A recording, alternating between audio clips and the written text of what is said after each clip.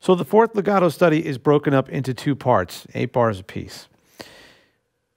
The first part is where we focus on rolling legato, and then the second part is where we get into the alternate legato thing. That's more of my thing when it comes to mixing alternate picking with legato instances to help facilitate things that I otherwise found that I couldn't play. But let's check out the rolling legato thing first. So when I say rolling legato, I'm referring to the succession of hammer-ons and pull-offs in multiples into each other. Something as if I was doing double pull-offs as I descended one single scale.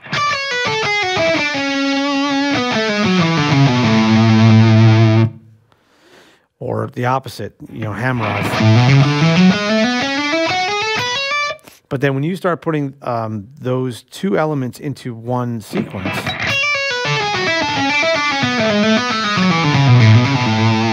that's when you start getting more of a rolling thing. So you're rolling up and down these 3-note per string sequences. It could be 4. We're going to stick to 3. And it kind of doesn't really roll when it's just 2. So it's really 3-note per string. That's definitely the lion's share of how people do it, how players do it. But there is 4, and there's guys that are really good at it. Look no further than Bumblefoot and Guthrie Govan. They're very good at that stuff. But we're easing into things here, so we're going to stick with 3-note per string fingerings. So with that said, if you have a good 3-note per string fingering, 3-note per string scale fingering vision, you're already a step ahead of the game. If not, that's something you want to work on. Want to get towards, but this is a great way to start getting introduced to it. And of course, I have this all notated for you, so you'll know exactly what it is I'm doing on paper. Now, along with rolling legato, and if you're looking for rolling legato guys to check out, again, I'm going back to Joe Satriani, but probably the ultimate rolling legato guy is Alan Holdsworth. So, and then immediately thinking guys who are out there now, new guys, check out my friend Tom Coyle. I mean, his legato technique is absolutely terrifying, and it's awesome. It sounds great. So those are 3 great guys to go check out. Tom, Satriani, and Holdsworth. And those next level guys I mentioned before too. When it comes to the extended thing, Guthrie and Bumblefoot, among so many others. Brett Garcid. I mean, I can go on for days. Daryl Gable. So I start off this sequence over the B sus2 chord, and I'm thinking of that. I'm playing minor over it. And what I'm doing is I started with one single pick attack. And then from there, to make the transitions from string to string, I'm going back to ghost hammers, which we first checked out in the second legato study. And then from there, I start to, start the next string sequence of rolling legato. It might be as simple as just the 2 pull-offs, and as I go to the next string. And then when I get to a new string, there's some places where the sequence stretches itself out, and it goes up and down, and then maybe down again. The point is, one single pick attack, ghost hammers to get from string to string, and a light touch. Remember, one of the first things I started talking about is a light touch. You have to have it here. Now, let's be honest. That sound definitely helps. So if you're looking to dial in a sound with a lot of gain, sure, go for it. Don't let yourself get pulled into one of those urban myths where, in order to get good at something, you have to do it harder than you'll ever do it again. Meaning, you want to pick up your acoustic to play this because it's going to make your hands stronger. That's ridiculous. It's not going to make your hands stronger. You know what it's going to do? It's going to make your hands hurt. I'm not saying you can't do this on acoustic, but you want to ease into that because that's way harder to do it than it is on an instrument that has just got every advantage coming to you as compared to the one I'm talking about. Thinner strings, more powerful sound underneath you. You want to make it so you can do this and make it a little easier. So go for it. Practice with the sound. Play with the sound. Shed with the sound. Study with the sound. No reason to make it a clean tone. No reason to, go outside and start a fire and get your acoustic out and make it a campfire legato study. Not at all. So I'm rolling through this sequence.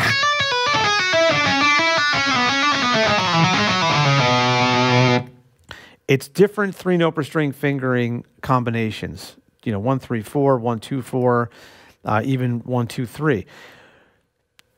The most important thing about that is when I start playing sequences, and I do them a lot in this, when I start playing sequences that involve 2 whole steps, I always play 1, 2, 4 because of the because of the dependence that the 3rd finger has on your 2nd and 4th finger. So in order to play that 2 whole step span, 1, 2, 4 is where it's at. There are 1, 3, 4 guys. Most notably, I'm blown away how limber Paul Gilbert's 3rd finger is. I mean, all of his fingers. But he plays, instances where I got to play 1, 2, 4. And his 3rd finger is just like, he's got it down pat, man. Where that finger is, to me, seems like it's more independent than I can even imagine mine being. But he is Paul Gilbert, right? So when I get to the parts where I'm playing over the next 2 bars, because the first 8 bars repeats itself, 4 and 4. When I'm playing over the D and the A dominant chord, first inversion A dominant chord, it's the same approach. It's the same pick attack. It's the same ghost hammers, but you'll see a lot more 1, 2, 4 sequences in there. So try both, see what works for you. I got a feeling you'll probably go with the 1, 2, 4 thing, but if it ends up being 1, 3, 4, you win. When we go into the second half, we start doing what I was talking about before, alternate legato. And that means I'm alternating between legato and something else, and the element is alternate picking. So the name kind of serves 2 purposes there. I'm also utilizing symmetrical fingerings, and this is going, again, back to Van Halen, where he does, the infamous Van Halen scale and some derivatives of it. So this is actually a derivative of it, and we're going to hit the scale officially in a second. So I'm coming down. So I'm picking, then the pull off, pick, pull off, pick, pull off, pick, pull off. Now, when you do that with 3 note per string sequences, I'm playing in 16th notes, but I'm doing an idea that's 3. So it's not a polyrhythm, but I am overlaying sequences of 3 over 4. And if I start accenting a lot, then it does become a polyrhythm, so because it starts to stick out. And when you start to turn it on, it sounds very cool. But even at the tempo we're doing it, it still sounds great. So I'm playing all downstrokes for the pick note, and then I'm activating the pull-off with an upstroke, and I continue to do that. So again, I get that this poly instance of 3 over 4 with this symmetrical fingering. And what I mean by symmetrical is the fingering is the same across all strings, so it's not necessarily answering to one scale. But it does fit over what I'm doing. And if you check out Van Halen solos and study those, you'll learn how he does that. How he makes it work. And, in this case, what this really is, I mean, playing what we're playing here, it's really a Dorian blues thing, or a minor pentatonic with the 2 added and the 6 added and the flat 5. So a bunch of ways you can call it that, name that, but that's basically what's going on there. Dimebag Darrell used to play this all the time. And I've covered these fingerings and some of these ideas you can check out in 50 Rock Licks You Must Know. I did a thing called Rolling Hammers. And in 50 Metal Licks You Must Know, I think the very last lick uses this symmetrical fingering. Okay, so moving on with this, we get into the Van Halen scale, which the Van Halen scale is also a symmetrical fingering made up of half step and whole step, as opposed to the inverse that we just checked out, which is a whole step, half step. But I'm doing the same thing. This one, though, I start utilizing hybrid picking when I play this. I just want, that snap and that certain type of tone to be accompanied with the accent that I'm looking for.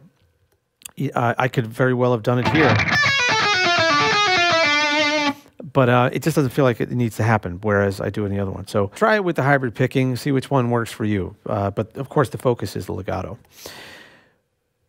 So the symmetrical fingerings get played. And again, we're in the second section, 8 bars, and they repeat themselves for the most part. Not literally like the first 8 bars do. So we're still in this first section 4 here. So we play over the D and the A dominant chord, that first version, 7 and 13. We're going to take a little breather on the downbeat and then come down with this. Pick, pull off, pick, pull off. The difference here is, though, when we first did it, we played pick, pull off, and the sequence went linear. So it went down the line. Where this one, I'm playing the middle note of the 3 note per string sequence, and then pulling off from the higher to the lowest note, the highest to the lowest note. Changing up the sound. You can see you got options there, so it doesn't always have to be a linear thing. And as you just saw me play, chopping up the Van Halen scale approach, Those are sequences of 3 as they come down, but they just, because of where the pull-offs are and going across strings like that and the nature of the fingering, it came out different than the more linear sounding one I did here, as opposed to... And now we have this other variation, middle note, then outsides do the pull-off. Okay, so we get into the second 4 bars. I'm playing basically, the last 4 bars of this whole thing. I'm basically playing the same thing. First 2 bars are playing the same exact thing. When I come up to the last 2 bars, I wanted to give you something, a little something to get you to the next level. I'm using the same ingredients, but I also want you to see the power of this technique, the alternate legato technique. It could get you to playing something like this pretty quickly. I didn't change anything that I just showed you slowly outside of the rhythm. So instead of playing 16th notes, I'm now playing sextuplets. So 6 notes within the span of 1 beat. I love the sound of that rhythm, and it was always, the first guy I noticed doing it constantly and just had incredible command over it was Michael Angelo. And I had to do a Guitar One magazine assignment where I had to play that stuff, and that was the first time I got that thrown in my face. And that's where I started thinking about alternative ways to play things, because I was just finding it incredibly difficult to play these things in the way that he did. And that goes for anything that guy plays, Jesus. Okay, so I am coming down with that same middle note and then, pull off from the highest to the lowest note. But we're just kind of pushing the gas pedal there. Light touch. It's got to be a light touch. And also, if you remember, going back to the earlier legato studies here, I talked about looking ahead. Same thing here. While I'm not changing the vertical position, I'm staying right here. I'm still looking ahead. So as I play, I'm thinking about, and I'm definitely looking towards, actually what I'm going to play, the very last note, because I want to get my eyes on where I'm going to end up, because it's going to come quick. So as I'm starting to play this, pretty soon I'm going to be thinking about this, and then very soon after that I'm going to get there. But I need to be mentally ahead. That's the point. So light touch and looking ahead. And in the final run after that, it's a combination of the alternate legato and then getting into a rolling legato sequence, and then you got to make that last slide, and you got to look ahead. You got to make sure that you see it coming, because you don't want to play that, work to play this thing and get it happening. It sounds great, and the last note, dumps. It's a frustrating feeling. Trust me, I know it well. So you want to work at something and finish it off, because the last note sometimes is really the most important one. It's not fair, but that's life. Okay, so what we have here is rolling legato and alternate legato mixed with ghost hammers and slides. They're in there too, but of course the hammer-on pull-offs are really the focus here. 3-note per string fingerings of all types. Take my advice. Think about leaning towards 1, 2, 4 for those 2 whole step spans, and make sure you apply a light touch. Have patience, and have patience. Do not jump into something like this and just go for it. If you kind of have some ability for you to play this a little bit, don't overdo it. Ease into it. Take care of your hands. You can do a little bit of damage here by coming into something here and not taking your time. Stretch. Do everything you're supposed to do. Take it slow. Have fun, because it's a lot of fun. And get ready for the next one, because everything I'm saying here applies. Everything we've been looking at applies to where we're going next in the 5th one, especially all the precautions. Okay? I'll see you on the next one.